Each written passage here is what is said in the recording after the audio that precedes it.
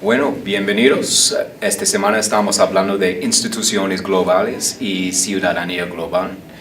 Y hoy tenemos el profesor Mauricio Luna. Él es profesor en el programa de Ciencia Política aquí en la Universidad Tecnológica y tiene el enfoque en las relaciones internacionales y estudios globales. Mauricio, muchas gracias por hablar con nosotros hoy. Mucho gusto. Entonces empezamos con el tema principal de esta semana, que tiene que ver con las instituciones globales. ¿Cuáles son las instituciones globales y cómo funcionan? Bueno, yo creo que antes de hablar de cuáles son las instituciones globales, es importante tener en cuenta que después de la Segunda Guerra Mundial, el orden de posguerra, como se denomina, se va conformando o configurando un orden liberal, un orden económico y político que se conoce como el orden liberal. Aquí pues se van creando unas instituciones que son como el Banco Mundial y el Fondo Monetario Internacional, que determinan como tal las reglas en las cuales se van dando ese orden económico y político de posguerra.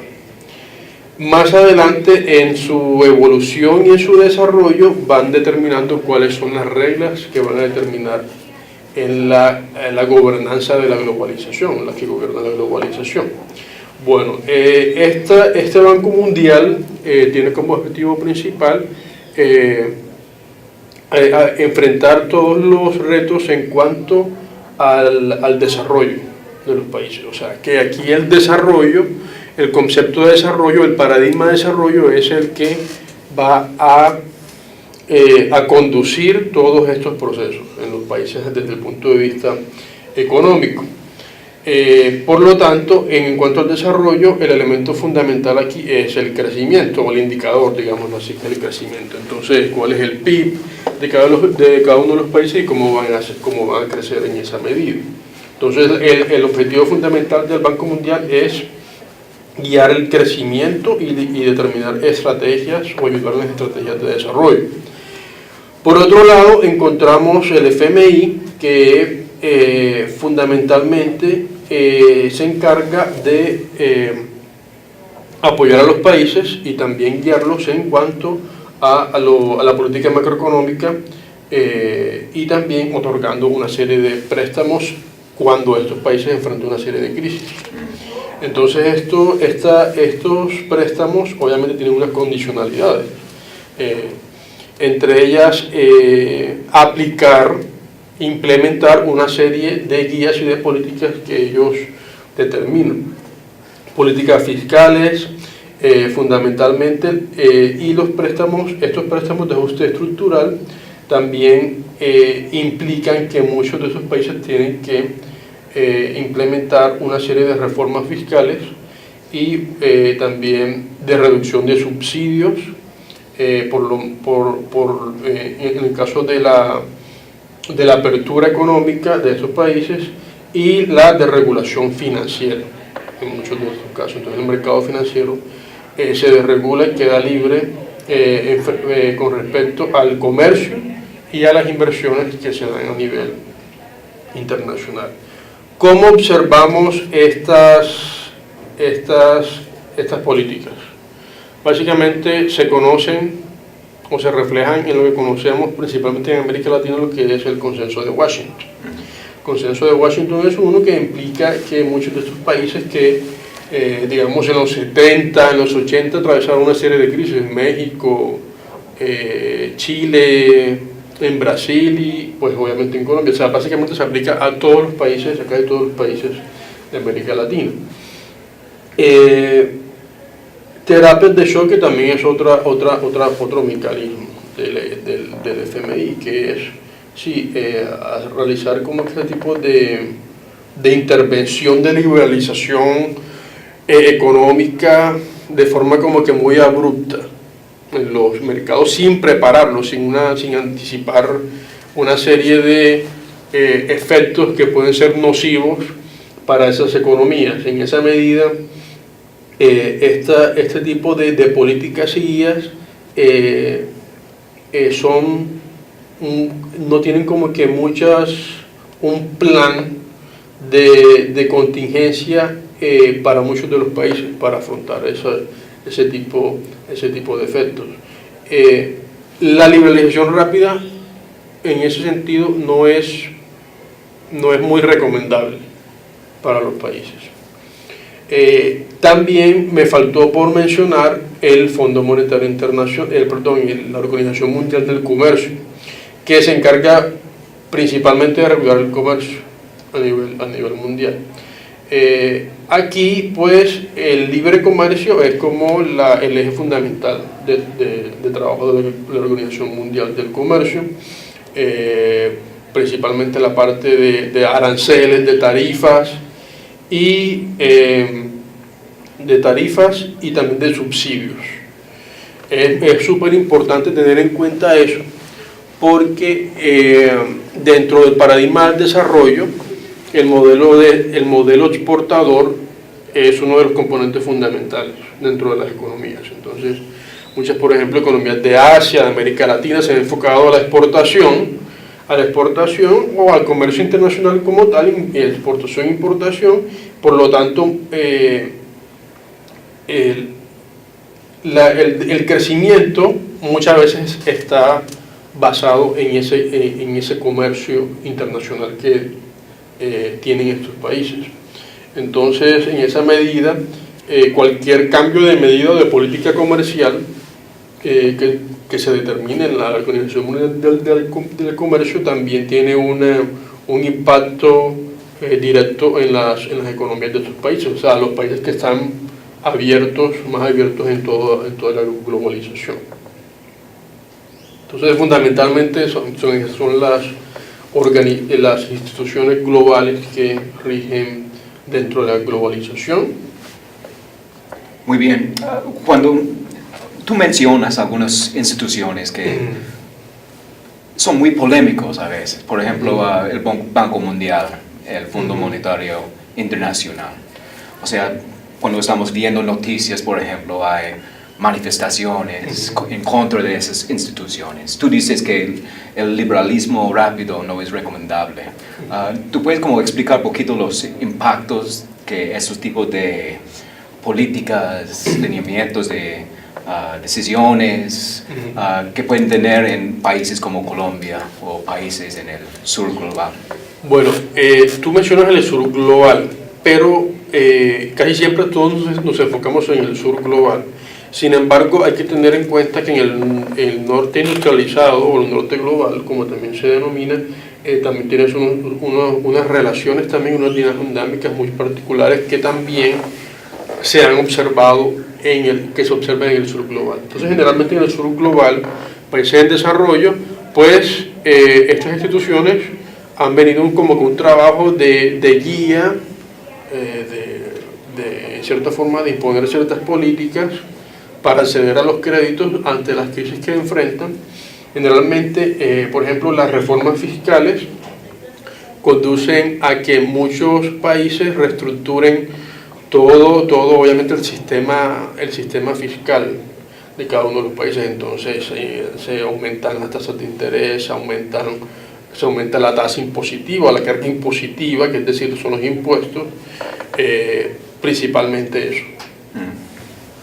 En muchos casos eso conduce a que la clase media se vea reducida.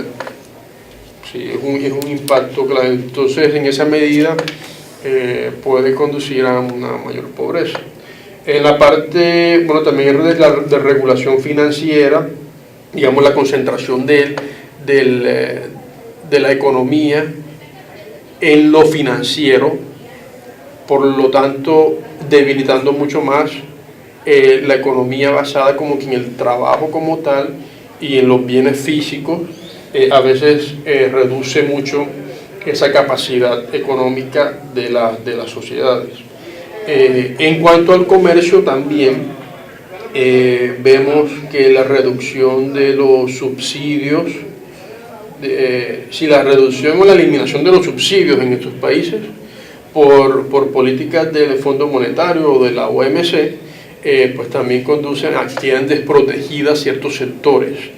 el sector agrícola, el sector manufacturero, muchos sectores dentro de la economía. Eso conduce a que muchas empresas quiebren, como pasó después de la apertura económica del gobierno de Gaviria. Digamos que el gobierno de Gaviria en Colombia observamos es una liberalización muy rápida, donde no hubo una preparación como tal de los sectores económicos estratégicos del país. Entonces se vieron enfrentados a una competencia brutal de los países, de las grandes industrias subsidiadas de los países del norte. No pueden competir la producción nacional con la producción que viene de los Estados Unidos o de la Unión Europea, que están subsidiadas, ¿no? Por ejemplo, en el caso de agricultura, Colombia, que es un país netamente agrícola, no puede competir con la agricultura, la agroindustria de los Estados Unidos, que es netamente subsidiada, o como, por ejemplo, con el sector ganadero, que en el caso de la Unión Europea está completamente subsidiado también. Entonces eso, pues obviamente genera unas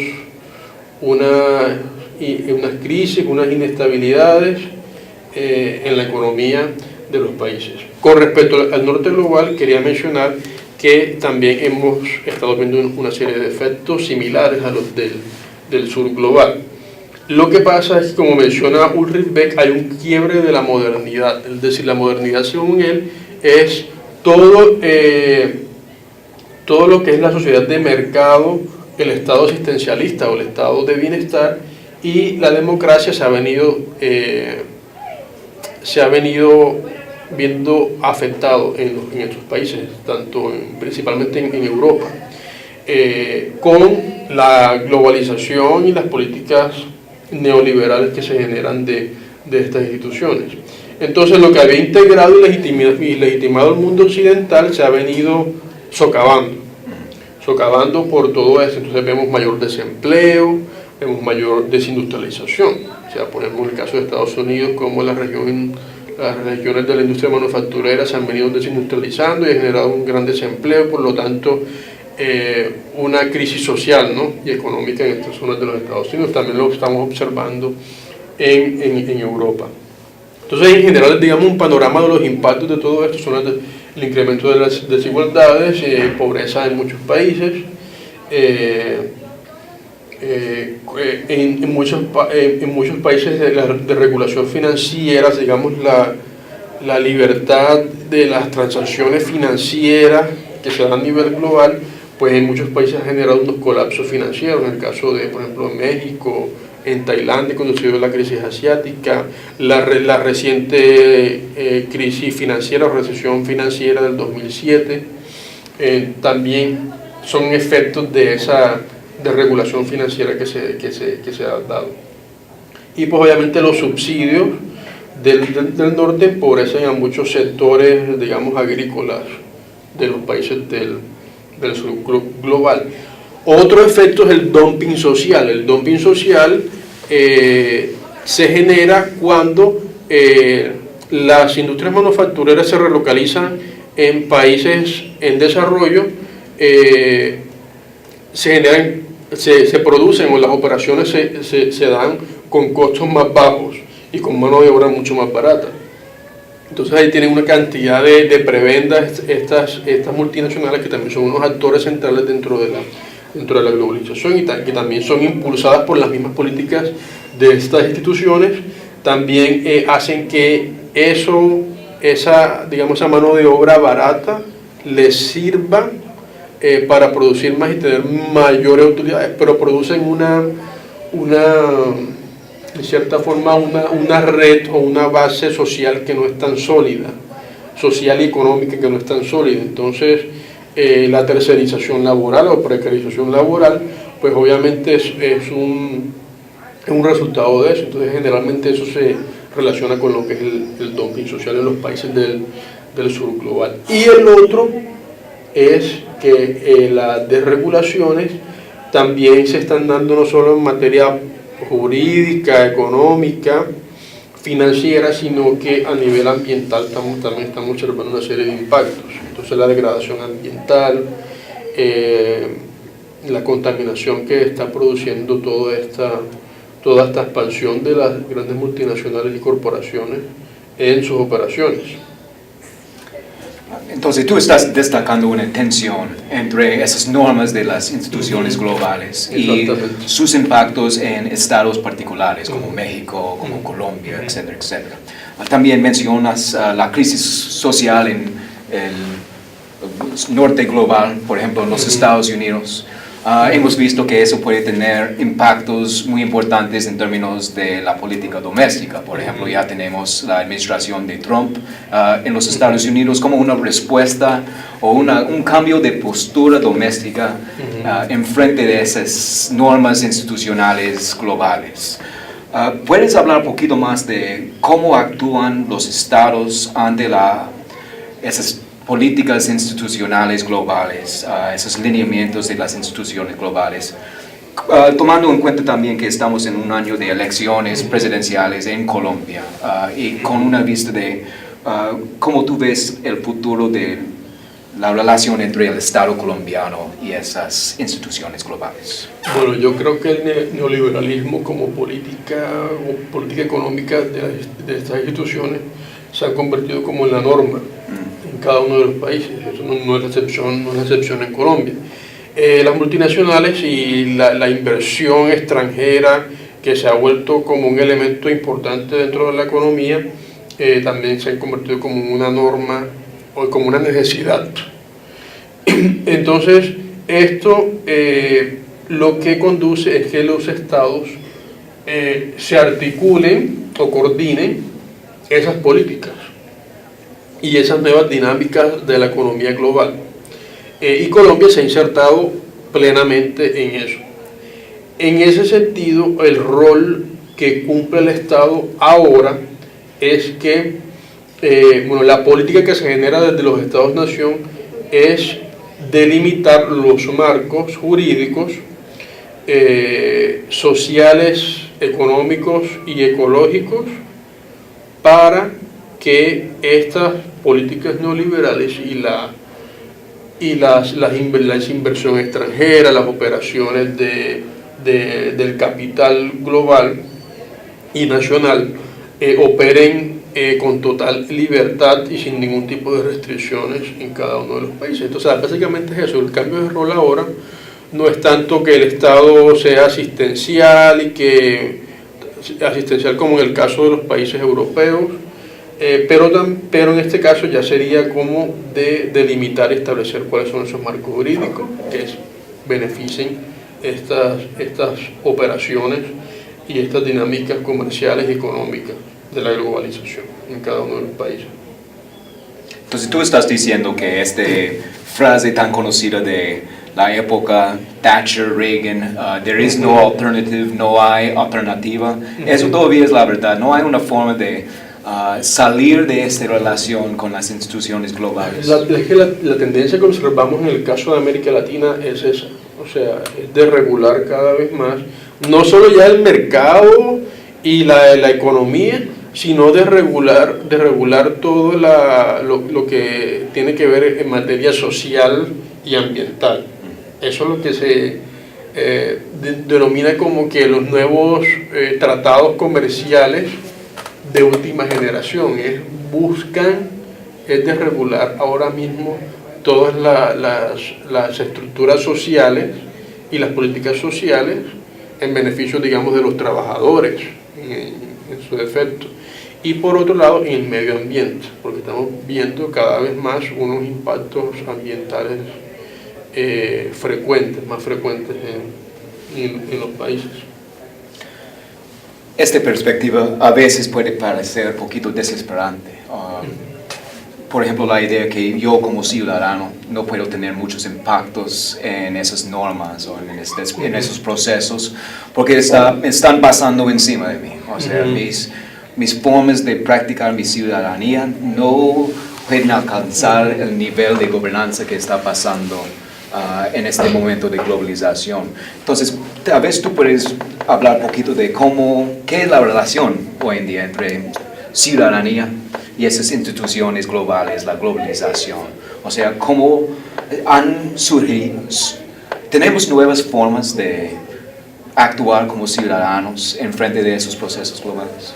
Bueno, dentro del marco de la globalización se puede destacar, muchos autores lo resaltan, es que con la globalización se ha incrementado mucho más el activismo. Hay, digamos, mayores protestas, mayores acciones a nivel global en cada uno de los países sobre los efectos y los impactos que se está generando desde la globalización. Obviamente no tenemos una incidencia directa en la toma de decisiones porque se toman obviamente de un modelo top-down, de arriba hacia abajo, donde supuestamente se está socavando todo lo que son los fundamentos de la democracia. Eso es lo que se está observando y lo que se está estudiando recientemente.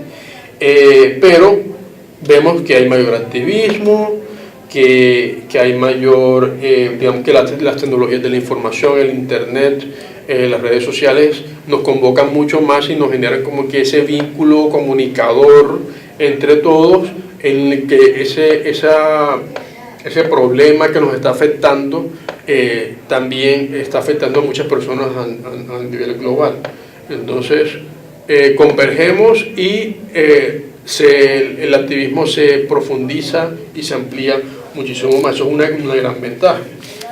Un ejemplo de eso, por ejemplo, cuando, digamos, observamos los impactos ambientales y se genera un activismo a partir de ONGs como Greenpeace, o se conforman, se organizan, por ejemplo, grupos de indignados.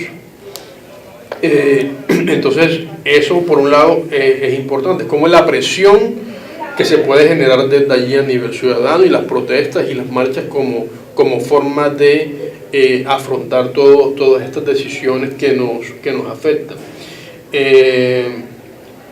Yo creo que aquí lo más importante, a pesar de todo eso, es que el problema es la individualización, como dice Ulrich Beck. La individualización, desde el punto de vista político, lo que hace es reducir o debilitar la conciencia colectiva de las personas. Eso pues casi siempre decimos que lo observamos en Norteamérica o en Europa o en otras economías industrializadas, sin embargo, en Occidente generalmente. Sin embargo, eso lo que hace es reducir la capacidad de negociación política de las personas, o sea, esa individualización. Por lo tanto, yo creo que aún falta por, en cierta forma, atacar un poco, aplacar un poco todo lo que son las dinámicas de individualización en la sociedad y conducirnos a una mayor organización y basado en la conciencia colectiva de todos los problemas que se están generando. Pero la individualización que se está dando, según denomina Beck, está en realidad socavando todo esfuerzo de afrontar esos efectos y esos impactos que está generando en la ciudadanía.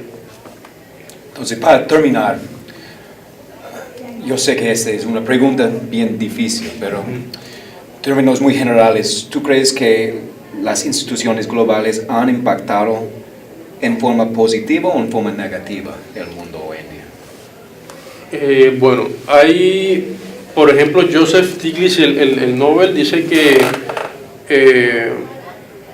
no solamente Stiglitz, sino también otros analistas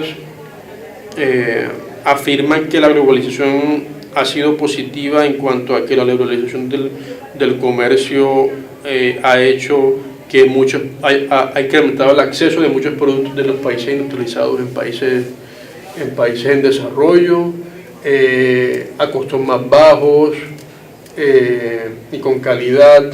Por lo tanto, a veces se trata de medir con ciertos indicadores que el acceso a muchos productos a menor costo pueden aumentar la expectativa de vida de muchos ciudadanos, en cierta forma. digamos, el tema de derechos humanos como eje fundamental o principio de las democracias, el activismo político, la conciencia alrededor de los derechos humanos, de la defensa del medio ambiente. Sin embargo, lo que yo observo básicamente de estas instituciones es que han concentrado tanto poder que en realidad dejan o debilitan la acción colectiva que a veces se puede generar de los ciudadanías y de las sociedades a nivel global. Hay que hacer un examen y hay que sopesar muy bien cómo la globalización podría ser en realidad para beneficio, digamos, de transformación de las sociedades, porque tenemos mayores canales de comunicación, tenemos más conciencia, somos más sensibles en la parte cultural, y tenemos más conocimiento en la parte cultural de otras zonas del mundo. Sin embargo, toca, digamos, en cierta forma generar una mayor democratización, digamos, crear los elementos que democraticen mucho más la toma de decisiones en esas instituciones globales. El asunto es que el globalismo es como la fuerza que empuja a estas instituciones. El globalismo en cuanto a que desaloja un poco lo político para concentrarse en lo económico. Sí, entonces la ideología ahora es la economía de libre mercado.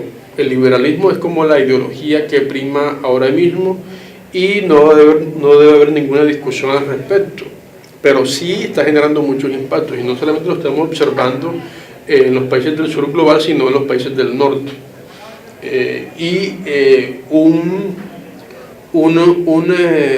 Un efecto que estamos observando y que debe ser materia de estudio precisamente para responderse esta pregunta es que en lo político se está generando un cambio, es como una reacción y una indignación. ¿Cómo se va a utilizar esa reacción y esa indignación a nivel político?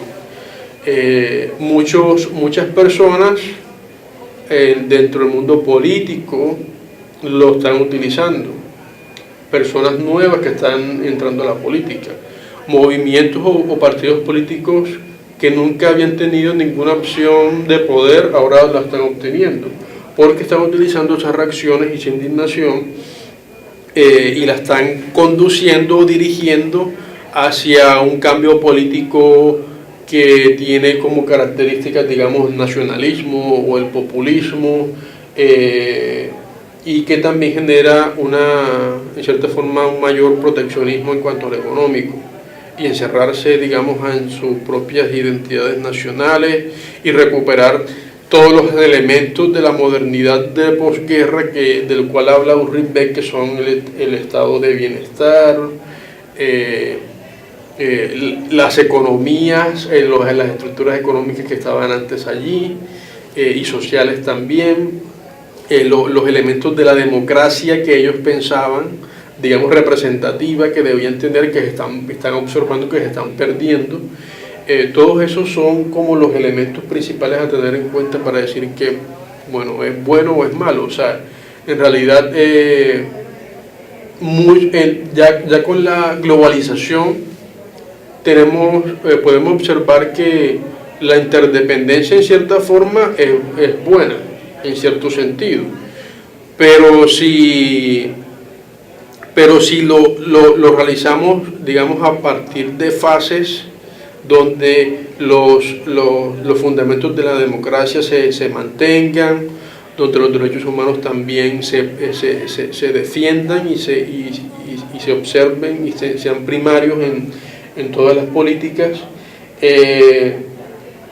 son como que los puntos más clave que hay que tener en cuenta para que no terminemos digamos, envueltos en una serie de de crisis o inestabilidad política que se ha generado desde esta liberalización rápida y rapaz que se está dando, digamos que puede darse, pero con unas fases y con un proceso que se adapte y que sea contextualizado en cada una de las sociedades. Muy interesante, Mauricio. Muchas gracias por hablar con nosotros y gracias por ver el video.